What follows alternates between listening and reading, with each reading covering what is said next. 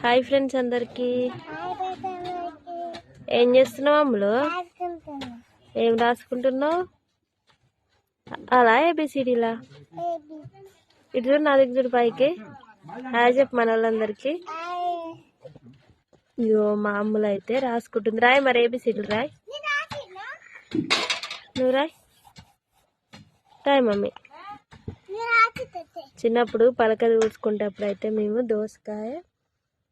దోసకు బొగ్గు ఉంటుంది కదా, రెండు దంచి పలకకైతే రాసేది అన్నట్టు తొందరగా పోవడానికి.